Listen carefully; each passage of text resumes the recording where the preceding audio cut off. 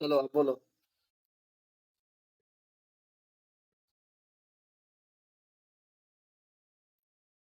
हम्म, साथ दिया था बस। मोहम्मद गौरी का साथ दिया था। ठीक है। और जानता है क्या हुआ? 1192 में दोनों गौरी का साथ दिया किसने? जयचंद ने।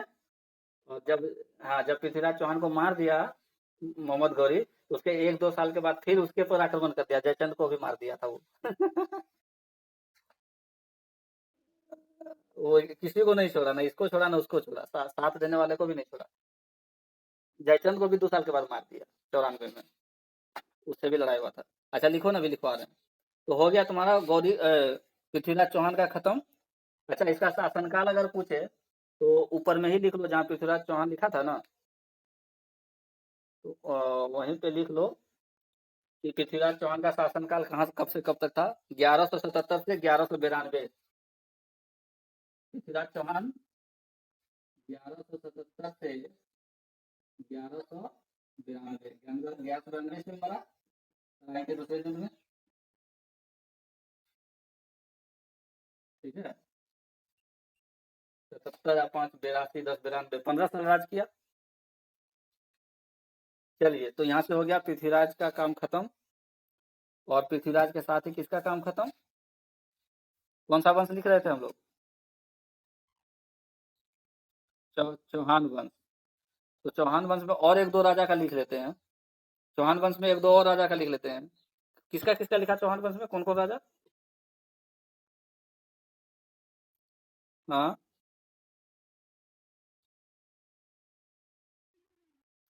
ठीक है।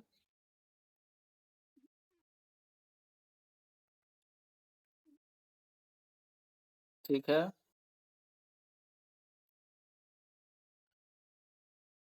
अच्छा, वीरराज का हाँ। अच्छा। अच्छा ठीक है।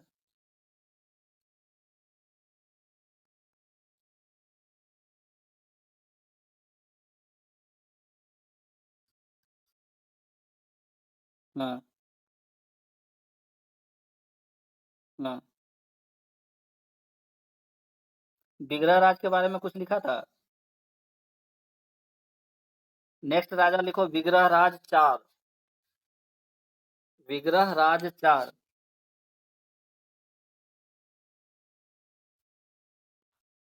हाँ, वो सबका नाम तो लिखवाए। तुम दीजिएगा का लिखी। लिखो, लिखवा दो चंदन। नाम सब लिखवा दो। वो पृथ्वीराज चौहान के दरबार में पृथ्वीराज। हाँ।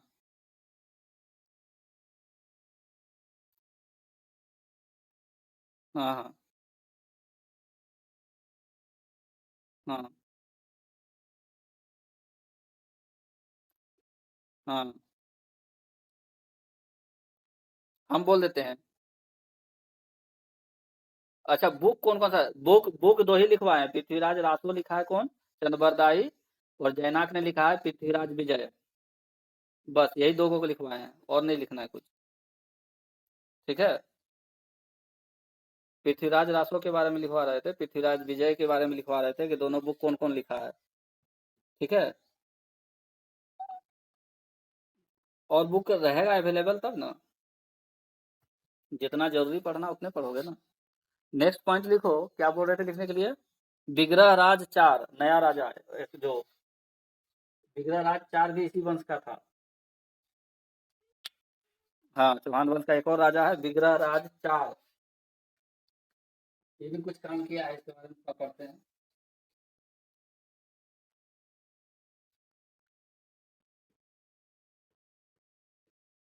इसका किसका लिखा? पृथ्वीराज का लिखा था। बता दो चंदन। विग्रह राज 4।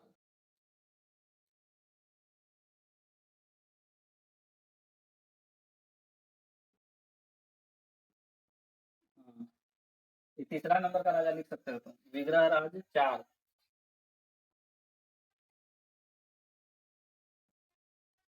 अरे पहला राजा तो वो था ना, उसका जो संस्थापक था।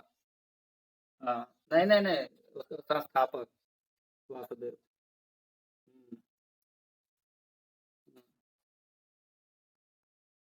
नेक्स्ट राजा लिखो विग्रह राज 4, इसके बारे में थोड़ा जानकारी ले लो।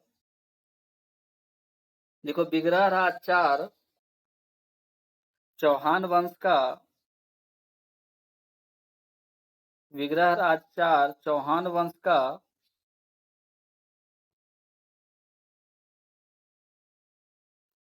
एक महत्वपूर्ण शासक था।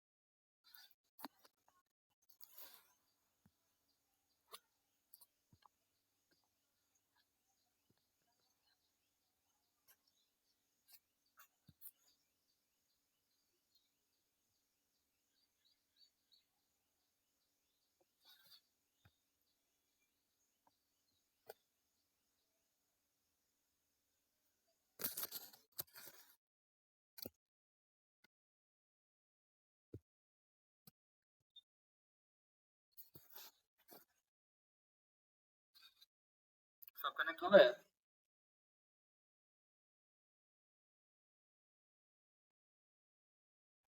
तनु लिखो विग्रह राज 4 चौहान वंश का एक प्रमुख राजा था जो जो अरण्य राज का पुत्र था। जो क्या बोला तनु?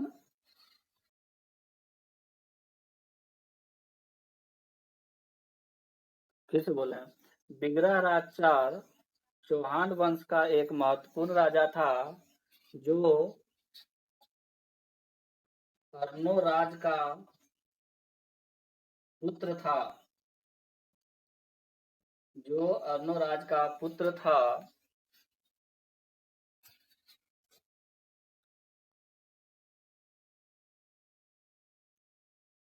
जो अर्णोराज का क्या था? पुत्र था। विग्रह राज को ही, विग्रह राज 4 को ही बिसल देव के नाम से भी जाना जाता है।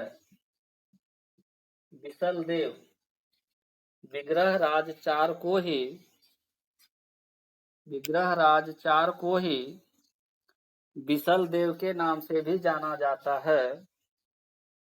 बिसल देव के नाम से भी जाना जाता है।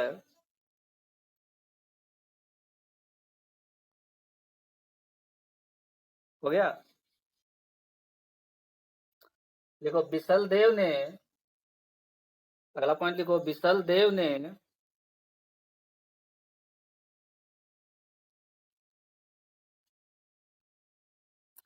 हरिकेली,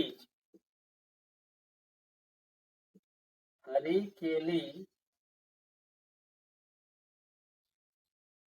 बिसलदेव ने हरिकेली नामक नाटक की रचना की थी। ये नाटक का नाम है हरिकेली। हरिकेली नामक नाटक की रचना की थी। हो गया? नेक्स्ट पॉइंट लिखो विग्रह राज 4 के दरबार में, विग्रह राज 4 के दरबार में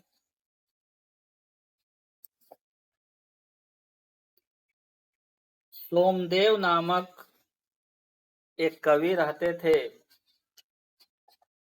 सोमदेव नामक एक कवि रहते थे जिन्होंने जिन्होंने ललित विग्रह राज की रचना की थी। ललित विग्रह राज की रचना की थी। तो ललित विग्रह राज की रचना करने वाले कौन थे?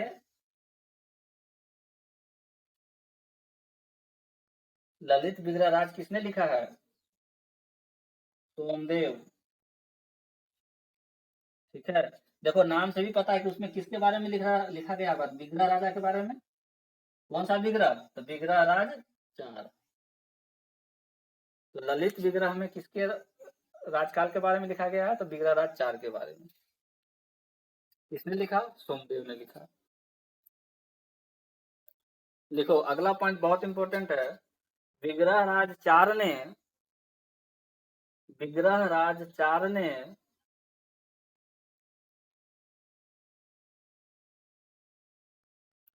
अजमेर में अजमेर में एक संस्कृत विद्यापीठ की स्थापना की थी। संस्कृत पढ़ाने के लिए अजमेर में एक संस्कृत विद्यापीठ की स्थापना की थी। संस्कृत विद्यापीठ की स्थापना की थी कहाँ? अजमेर में।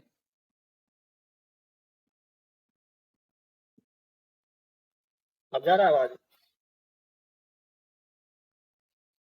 विग्रह राज 4 ने अजमेर में एक संस्कृत विद्यापीठ की स्थापना की थी।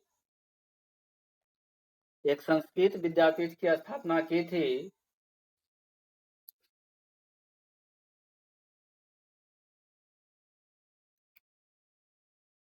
जिसे कालांतर में जिसे कालांतर में 2.5 दिन का झोपड़ा कौन कौन नाम सुना है? क्या है 2.5 दिन का झोपड़ा? क्या है? ऑप्शन दें? क्या है 2.5 दिन का झोपड़ा? 2.5 दिन का झोपड़ा। ये क्वेश्चन आया है कि ढाई ये क्वेश्चन आया था कि 2.5 दिन का झोपड़ा है। ऑप्शन नंबर 1 मंदिर। ऑप्शन नंबर बी क्या देते हैं ऑप्शन? महल। ऑप्शन नंबर सी मस्जिद। और ऑप्शन नंबर डी विहार, जहाँ पे बुद्ध लोग रहते थे। क्या क्या आंसर मिलेगा? 2.5 दिन का झोपड़ा है। क्वेश्चन आया था 2.5 दिन का झोपड़ा है, 4 ऑप्शन अगर दिया हुआ रहे, मंदिर, महल, मस्जिद या विहार। नहीं, अभी दिखाएंगे। इस स्टेटमेंट के बाद तुम्हारा ये क्वेश्चन पूरा हो जाएगा। क्या लिखवा है? विग्रह राज 4 ने अजमेर में एक संस्कृत विद्यापीठ की स्थापना की थी जिसे कालांतर में कुतुबुद्दीन ऐबक ने जिसे कालांतर में कुतुबुद्दीन ऐबक ने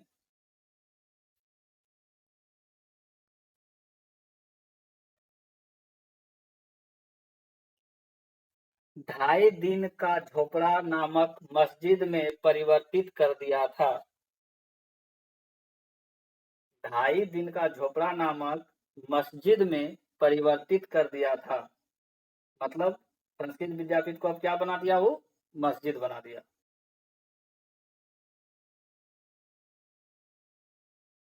कहाँ तक लिखी बोलो?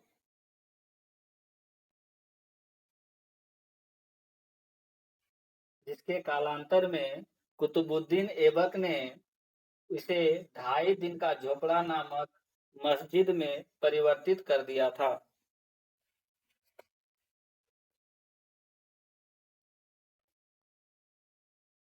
पढ़ने के लिए बनाया गया था संस्कृत, बन गया क्या? वो मस्जिद। कब? जब कुतुबुद्दीन ऐबक का राज आया तब। ठीक है। तो 2.5 दिन का झोपड़ा क्या है? एक मस्जिद है। कहाँ है? अजमेर में है। ठीक है, यहाँ से एक क्वेश्चन हो गया तुम्हारा। तो 2.5 दिन का झोपड़ा का निर्माण किसने करवाया? 2.5 दिन का कुतुबुद्दीन ऐबक ने। ठीक है। तो विग्रह राज के बारे में इतना पॉइंट इंपॉर्टेंट था। अच्छा कैसे? अच्छा ठीक है, कल लिखाएंगे। ढाई दिन का झगड़ा अभी भी अगर जाओगे ना तो वहाँ संस्कृत में लिखा हुआ बहुत सारा श्लोक मिल जाएगा। ठीक है, क्योंकि वो पूरा तो चेंज नहीं ना किया है, थोड़ा बहुत उसका कंस्ट्रक्शन चेंज किया है, लेकिन जो उसमें खुदाई करके जो पत्थर में लिखा हुआ है ना वो अभी भी है संस्कृत में लिखा हुआ। तो कहाँ? ढाई दिन का झोपड़ा में। क्या कल लिखवाएंगे, क्या बोल रही है? कुछ बोल रही थी क्या तुम? हेलो।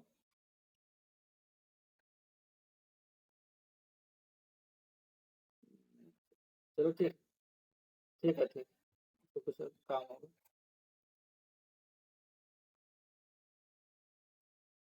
ठीक है विकास, कल करते हैं क्लास। तो उसे चंदन से कॉल करके लिखवा लो।